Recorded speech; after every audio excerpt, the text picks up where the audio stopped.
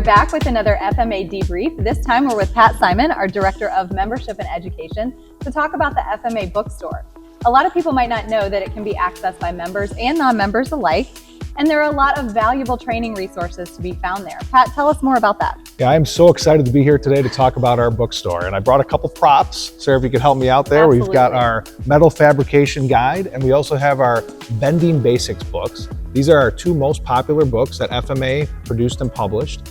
The reason they're so popular is a lot of our members use these textbooks to teach their students the basic principles of metal fabrication and bending basics. We also have a couple studies that we produce every year.